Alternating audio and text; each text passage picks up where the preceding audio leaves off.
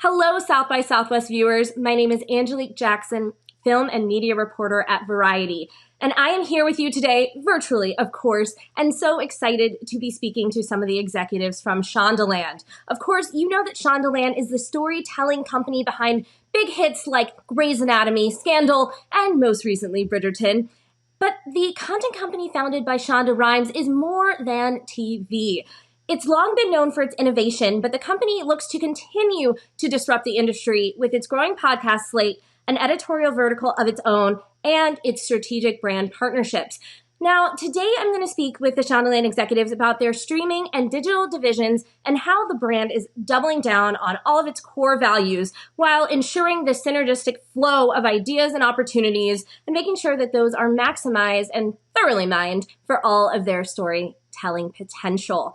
Joining me for this conversation are Chris Diorio, Chief Strategy and Business Development Officer, Sandy Bailey, Chief Design and Digital Media Officer, Allison Akel, Head of Creative Content. Hi. And last but not least, Tom Verica, Senior Creative Production Advisor. Hello, everybody. Hi. Hello there. Thank you all so much for joining me. I mean, this is the perfect group of people to talk all about all of the ways that you guys at Shondaland are working together to make this brand such a strong well of content. And to kind of kick this off, I'm actually going to start with Chris before we jump into how each of the teams operates. I would love to talk about Shondaland, the brand, and how it's grown over recent years to kind of be able to include everybody here on this screen. Yeah, absolutely. Well, you said the best. The brand has expanded significantly over the last few years, and to kind of take the 30,000-foot view of it, we've grown from a predominantly television production company into a global media company. And this ultimately started with a conversation with Shonda several years ago, where we were having discussions about how can we take this amazing content that we had during a block of time, one night a week, and deliver that content across multiple verticals 24/7. So in addition to the great content, everybody on this virtual gathering here will be talking about today, a big focus of what we've also been doing is building out what these different verticals are and the partnerships so that we can find ways to tell different types of stories in a new and creative way. So to that end, while television has always been, kind of viewed as the cornerstone of our business, it now no longer is the sole defining factor of the company. So, with our move to Netflix and the launch of Shondaland.com and Shondaland Audio, it allows us the opportunity now to tell any story that we want and determine the best and most entertaining way to share that with our audience.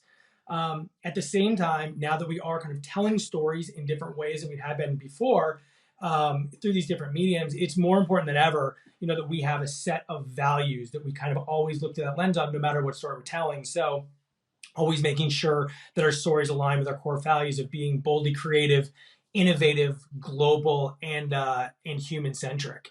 And what that model allows us to do is it allows us to, with these new verticals, start telling a story in one area of the company and then use the other areas of the company to kind of continue or build upon that conversation of whatever story that we're telling.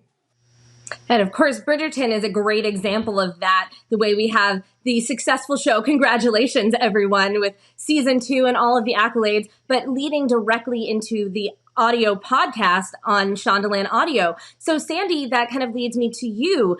In your burgeoning digital division, how does Shondaland.com and Shondaland Audio fit into the growing parts of the brand? It's interesting that you talk about Bridgerton because I think for me, we look at it as an opportunity to create more content in these mediums so that the person who reads a book then finds out it's a Shondaland show, can watch the show, then finds that bespoke behind the scenes content on Shondaland.com and even continue their journey and listen to the official podcast about the show produced by Shondaland Audio. And that's, of course, what we've done with Bridgerton.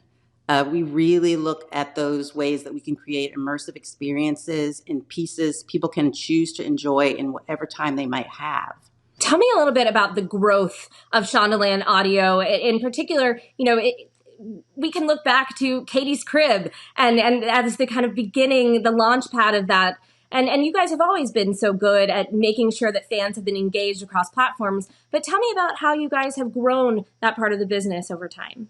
So, we started podcasting with Katie's Crib years ago, long before Shondaland Audio was even thought about. But that's a perfect example as well. Katie, of course, was Quinn Perkins on Scandal, and at the time, as we were transitioning away from Scandal, we went to Katie and saw an opportunity there. She was pregnant with her first child, and we said, how would you like to tell your story to your fans and the Shondaland viewers? Have your conversations about motherhood. And that's sort of how we got into podcasting. And we have used that model to continue on, with other talent that is with Shondaland, but also we figured out that we could expand and tell stories that we weren't telling yet on television, for instance, or tell stories in different ways. Some scripted conversations.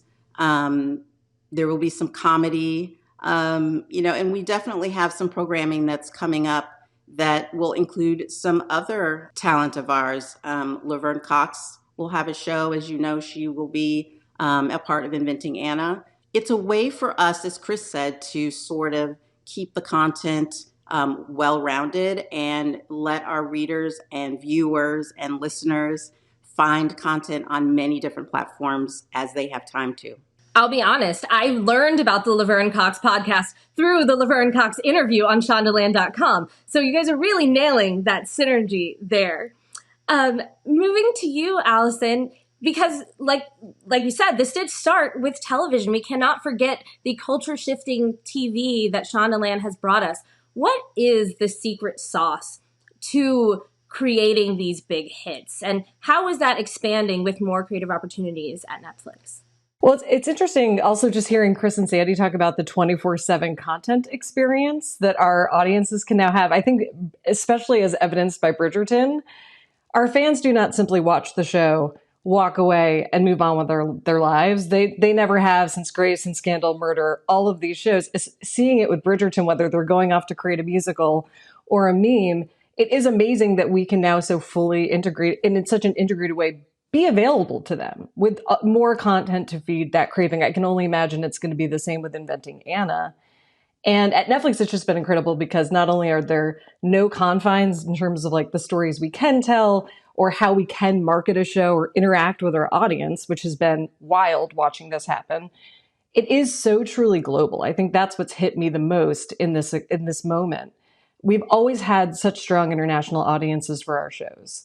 And Julia Quinn's book series certainly has had a huge international following. Shout out to Brazil, especially, before we came on board to this project. But just truly watching a show launch in 190 countries and territories all at once was certainly unlike anything we've ever seen. And I think, look, when you think about the sauce and what the ingredients are, if you will, to any of our shows, I think it really boils down to two things. Some of what Chris kind of mentioned, which is humanist stories, right? Human-centric stories that first and foremost are not concerned with whether the characters are likable. They're concerned with, are you on this ride with them? Are you fascinated? Can you not wait to see what happens next? And also, I think it's telling stories that have not been told before in the way that Shondaland and Shondaland creators and Shonda herself can tell them. And I think, again, really well evidenced with Bridgerton in terms of the fact that, yeah, why has it hit with this global audience? Yes, is it gorgeous, lusty escapism at a time where we very much need it? 100%. Is the cast wildly talented, gorgeous, and like strikingly inclusive? Yes. But all the while, the storytelling that Chris Van Dusen and all those writers are unfolding for us, right, are driving into things that you don't associate with like your grandmother's period piece, right?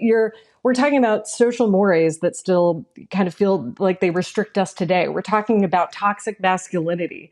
We're seeing steamy sex scenes, but from this kind of empowered female point of view. Talking about female desire and female sexual awakening, all of these things that are so fresh and exciting and energizing, truly. I feel you really can feel the sauce coming to boil. I'm just going to keep running with this metaphor.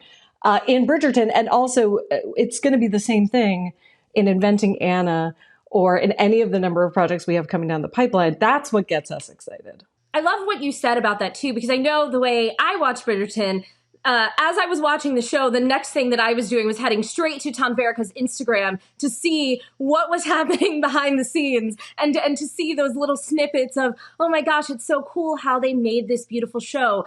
Tom, of course, you are both somewhat the newest, but also such a long tenured member of this Shondaland family. Tell us about your role and how it touches on a little bit of everything a little bit of everything that Shondaland does here. Yeah, I started with Shonda and the company in season 3 of Grey's Anatomy. I started as a director, and after doing numerous episodes, it slowly grew into other projects. Whether it was Scandals, was the next piece, and I became an executive producer on that show, and really started to get into the prep, the current production, the post-production aspects of everything that was happening in Shondaland. And then it just led into other shows like Private Practice, For the People. And there was always this shorthand that I had with Shonda and kind of what she liked and what kind of clicked. So I was able to sort of take those elements and bring them to every aspect of production and execute those things. And then finally coming aboard, and even in acting, as I played the infamous role in How to Get Away with Murder. So there really isn't anything that I won't touch in this company. But now being part of the larger brand, it's been really exciting coming aboard. I've had, working with each of these wonderful individuals right here across these different departments and seeing how that vision and that sort of continuity, that creative continuity can happen across all these platforms is really exciting, and platforms that I'm not used to, that I've kind of earned, working different, primarily as a director and as a producer, but now getting into podcasts and everything with a website. It's just really exciting that there's not limitations as to the traditional form the path that we've always taken. Now there's a lot of what ifs, whether it's length or content or style. And it's really exciting to be on board with that, with everyone kind of on the same page. Okay. Who wants to say something really nice about Tom here? Because I want to know how it helps having the kind of continuity. Obviously we have Shonda's expertise, and we have the three of you guys as well, who have also all been long-term members of the brand. But how does it help to have these long-term relationships and this stable of directors who have been able to kind of cross paths through the different shows in maintaining the brand excellence of Shondaland? How has that made a difference? Kind of, having a lot of people that know what's up, if that makes sense. Allison, you're smiling a lot, so I'm going to go to you. How has that been? How has that been a helpful method of working? There is something to people who know how to speak the Shondaland language, who know kind of the breathless pace of storytelling we're invested in, who know kind of how we approach storytelling, and also just to kind of like, when you have that stable of directors, and especially, Tom's in a category of his own, quite frankly, who not only can come and deliver for you on this incredibly consistent basis, no matter where the show is taking you, but also can kind of help that next generation of really exciting voices come up, again, to speak about the fact that, like, what always gets us going is telling stories you think you've seen before, but from a wildly different point of view, the Shondaland point of view. It is important to have these seasoned people who have known us for all these years and know how we work be there to support that next generation of creative talent coming up. And few people have done that the way that Tom Verica has, in terms of fostering. Well, and I think I really got the permission, and this is where I think Shonda and I really gelled with Scandal. I was really excited when I was brought aboard, to find new directors, find new voices. And, there was the usual suspects that kind of made the rounds, and everyone kind of served them up. But I really wanted to sort of forge roads and find, I went, through the indie circuit, indie films, which I'm a big fan of, And there was a little known person by the name of Ava DuVernay. Not that I'm taking credit for this at all, but Ava had just done Middle of Nowhere. It was a film that I saw that was tremendous. I wanted to bring her aboard. I wanted her to direct an episode, and there was a lot of people saying, well, I don't know if she can get approved. And the network nobody really knew about her. And then Shonda really said, if you really believe in her. And I think that's kind of really what opened the door to finding directors, which I kind of oversee across all platforms, is, finding new directors. I especially inclusivity, which is very important to this company. It gives me a real excitement to go out there and find new voices. Recently, I was, working with Chris with Series Fest, which is, Shondaland has, and Chris can speak to it. But I came aboard and was so excited to meet a lot of these new directors. I got to see all these short films, and kind of this new crop of directors that I already see are going to be some real emerging talents, and hopefully we'll be able to work with some of them. Chris, tell me more about that program. Yeah, and I think, to touch on that too, I think the point that we're all saying here is it's amazing now that while we are growing, we're seeing so many opportunities to have, that kind of cross-pollination with the other departments. And what makes it so successful is we're still trying to figure out how to launch a podcast vertical. What are we doing on the website? Working with Netflix for the first time. The fact that we have this shorthand, I think, has been the key to a lot of the successes that we've seen so far. As for the partnership with Series Fest, this is something that we're really proud of. To Tom's point about finding kind of up and coming talent, we've worked with Series Fest, which is the Denver-based television festival, for the last 2 years on their women director mentorship program, where people can submit their reels and their resumes to go through with the opportunity of being selected as an honoree to come and shadow a director on an episode of our show. And what's been really great is, we found some great people doing the first year. And then, this year we've had even more submissions that it was really difficult finding that one person that was the honoree, because there's just this, so much talent out there now that we've been able to find through this, that, they're working with Tom and Alice and everybody else, that we can kind of put into our, into kind of our carousel of directors that we're going to for these different projects. When it comes to a project like that, or partnerships with a brand or organization, how do you decide who and what is right to partner with Shondaland?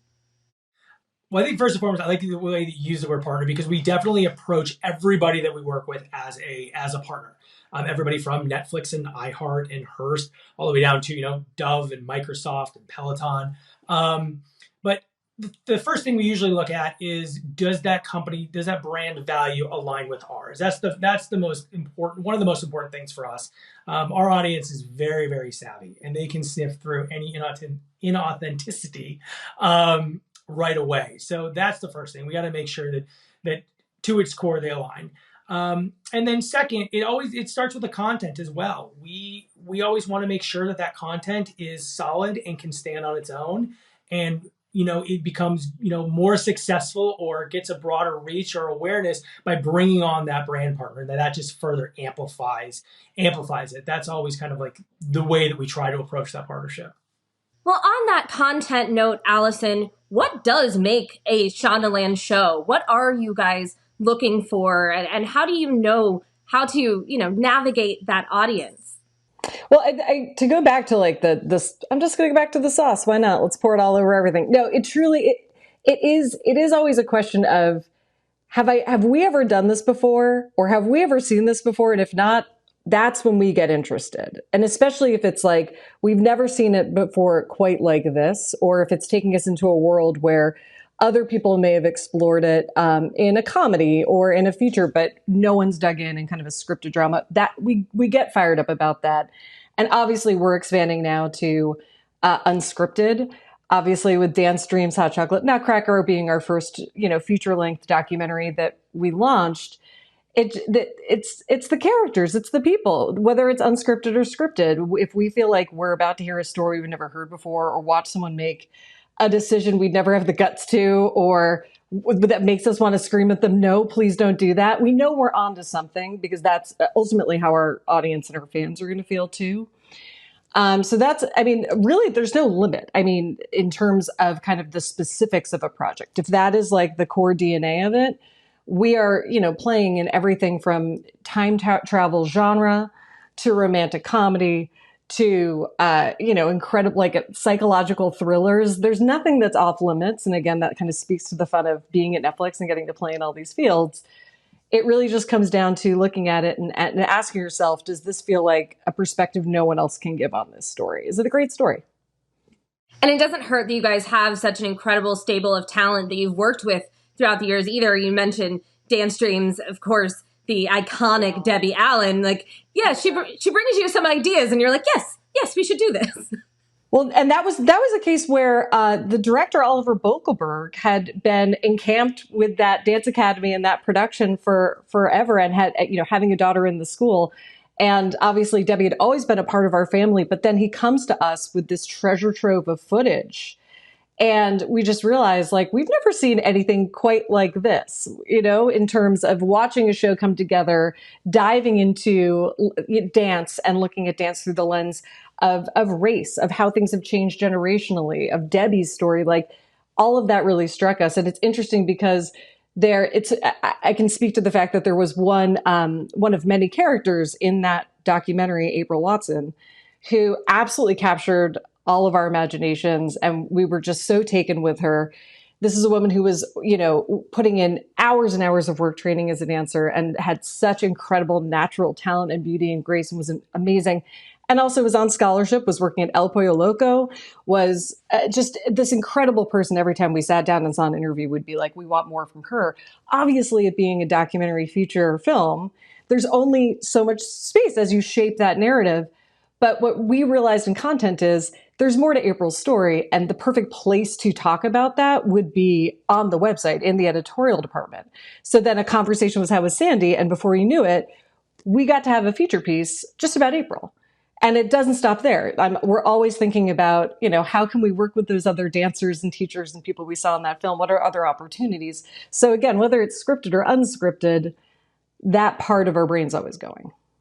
Well, that's kind of a perfect segue to you, Sandy, about how the content really crosses over.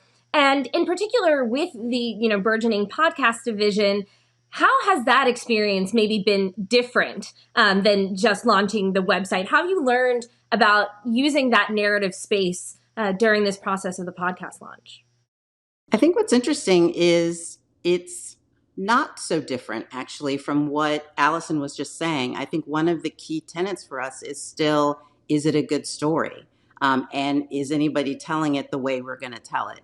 And I think that's what really strikes us as we look for talent, who's coming forward with stories to tell, as we look for scripts that are coming in, and the way we've sort of approached this in a much more holistic way is, Allison might get a script that comes into her department, for instance, that she might look at, her team might look at, and they decide, what, this could be better starting out as a podcast. What do you think? And we sort of talk about it and we can go from there. And in that same way, I'm able to use, Hot Chocolate Nutcracker is a good example of how on Shondaland.com and Shondaland Audio, we talked a little bit about, we interviewed Debbie on one of the podcasts, on our podcast, You Down with Obama's Other Daughters. We interviewed her for the website. We interviewed April, as Allison said, to sort of round out that content for people. But we also looked outside of that, and I turned to Chris and said, what sort of partnership could we make with someone that will also highlight Debbie's achievements at Dada? And he really looked, and we worked to create that partnership with the Little Market, where there was merchandise, and Mattel even got on board. Chris worked, and we got Mattel on board to push out that documentary in a really fantastic way that was just different, something different that people are used to seeing when a show is launching, for instance. I also think that, I rely on the expertise, from Tom as we're getting into podcasting, which he said might be different for him, but I'm really excited to rely on his point of view, knowing that we're getting ready to do scripted shows. For instance, we're doing #Matter with Dylan Brown, and he, is a writer and a burgeoning director. And I took the scripts to Tom and I said, will you help us? Will you take a look at this? And Tom really, I know that from working with him on Scandal that he absolutely understands the Shondaism better than many people do. And he really can guide that talent and can look at it from a different perspective. So that has really been helpful as well. And I really look forward to getting into that with him. Well, and that just to go, Sandy and I obviously have worked together for a number of years, and when she brought this, and podcast was it was not an area that I really had worked. I didn't have a whole lot of experience with it, but I read this script. She said, read this script, and I read it and immediately was taken with this, and it was different, and I see it as part of our family and how that would sort of work in this world. But it was so specific and a very different thing that got me very excited because it was different than the normal format of what we had, and I just thought the talent that was behind Dylan in writing and directing this, and having discussions with him about working with actors, it's the same approach that we have in everything. It's the same approach I have when directors come in and need to learn the style of a show or what the language of our show or what the language of our company is. I'm able to sort of kind of bring that and shorthand those things and really kind of focus and harness kind of that what works and what might work, and offer up suggestions, not telling them how to do it, but just really kind of enhancing kind of what we bring as a company that can support their material. And this was a perfect example with Dylan, who I just had a wonderful conversation with, and it just, like I said, it's very exciting to approach these projects now that Sandy has that might not be the normal chain of how things get made. So. And Allison, is it right that this project did initially come in on the TV side as well? Yeah, and it's interesting because while it had so many of the incredible the things that we look for in terms of a story that gets us excited, it was striking to think this might be a story as a drama better told in shorter installations, each one of which still leaves you on a cliffhanger. But also kind of it struck me that, in thinking about how I've seen stories in this arena told before, I could not think of an example where you were just hearing this story. And I think there's something incredibly powerful in hearing a story about how #Matter unfolds that allows the audience to really fill in the blanks themselves, which might shine a light on their own experiences, their own prejudices, their own, interactions with this reality.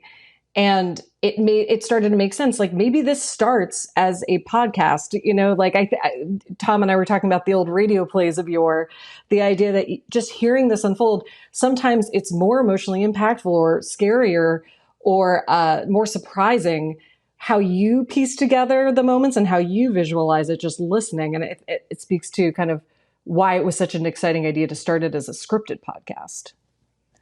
And it totally offers up exactly to your point. As I read these scripts, it unfolded like that, and I found myself completely engaged and putting that visual together. Of course, I'm thinking now after this is out that we can bring it full circle and actually film these. As a director, I'm excited about bringing this to the visual storytelling, and not unlike some other projects. But to your point, I think it really is. It is powerful, and it really kind of challenges you and engages you in a way that doesn't sort of just feed you all those things that we're so often, being barraged with these images. It really challenged you to sit back and just kind of imagine, which was terrific.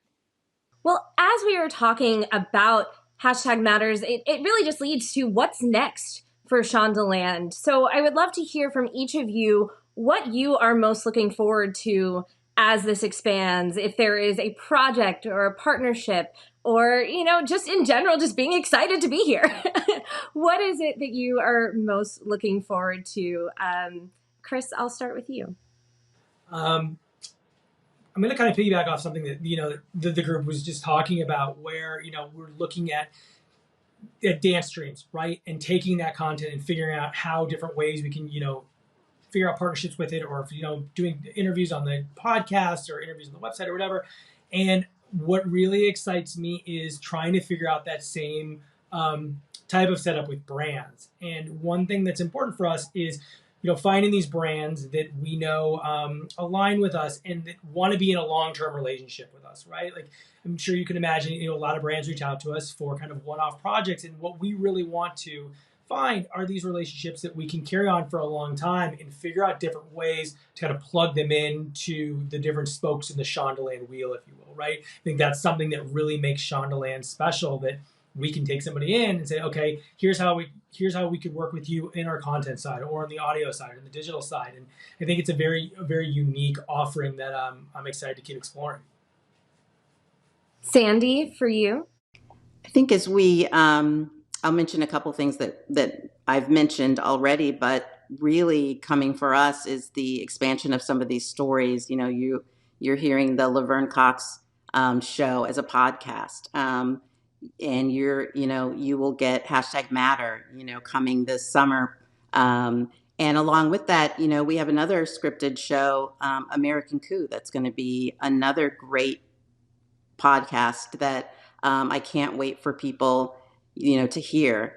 I think for Shondaland.com, we're really interested in telling this year, really looking towards stories that feel very personal to people, that feel very human-centric, as Chris mentioned, but, content that allows people to see themselves, but hear another person's perspective and understand their struggles or their, joys as well. And actually, while I have you, may I also ask about social media too? To me, in some ways, Shondaland kind of like made Twitter in some ways with live tweeting in particular. When you look at the way that the audience engages with your properties there, how do you look at moving forward? I mean, I think that, we've diversified our social medias a little bit this year so that people can find the By Shondaland accounts, which are really talking about the podcasts and the website and getting really structured. I think a little bit different voice on those socials. And then we've got the Shondaland social media accounts that are really looking to give people a clear look into the television shows. That's where they can find all of the content about Bridgerton, Inventing Anna when it's coming out, and still also that content about the ABC shows that we have, of course, as well. Allison, what about for you? I mean, Sandy just called it Inventing Anna. I can't wait. Just as a fan of the project, and I still remember the moment Shonda slacked me, "You must read this article," sitting in a darkened parking garage on my phone, unable to stop to see the full evolution of that come around to a series. And talk about a series that speaks to the phenomenon of social media in our lives. Certainly, it is rooted there, but I cannot wait for the world to discover it, and also kind of to the way in which the Bridgerton engagement has been, to see people want to keep deep diving on all of the characters you're going to meet, everybody that Anna, shall we say, intersected with in the time period that Shonda's exploring in the show. So I could not be more excited to finally get that out in the world and watch people discover that story, and the way Shonda's chosen to tell it, which is incredible. And Bridgerton season 2, and just starting to think about all the ways that viewers are going to fall in love anew with these characters. So cannot wait to get that going again in England. Absolutely. And last but not least, Tom. Yeah, what each of these guys are talking about. There's really so much every day as we get together for these meetings and hearing about all these different projects. It gets me excited about everything I'm hearing from Sandy and the podcast and the website. Things that, again, traditionally I came in as a director, and I have those things that that are coming down the pike. Certainly Bridgerton, the second season as we're mounting that up. And I'm just finishing directing Inventing Anna, which has been, seeing that, being kind of boots on the ground. Filming that has been outstanding, and I can't wait for audiences to see that. But But there's also, as Allison works with development with the projects that are coming down the pike, Shonda's been telling me about for a while. She's had this idea, this germination of an idea, and I think that always gets a lot of us excited when she has that little twinkle in her eye to say, "I'm thinking about doing something." Is that we know that she's really kind of got her finger on something that's kind of new and different. And as a director, initially, I'm looking at it through that prism. But it's kind of out there. It's a little bit different, and I'm not going to say anything about it. She shared a little bit of it, and I'm really excited about that. But there's also numerous other projects, other books that are being made that Allison is at the forefront of. But all of it is really kind of exciting, and to have dealing with in different stages of these projects as they're making their way either to television or the website or podcast it's never ending for where we can go with these. Well, we love as audience members hearing the behind the scenes of how something can go from a little bit of a twinkle in Shonda Rhimes' eye and filter through all of your different departments and make it to us. So thank you for sharing your perspective, and we love getting to see really the true synergy behind Shondaland. So thank you, and thank you to everyone for watching. Group hug. Thank you. Virtual group hug, everyone.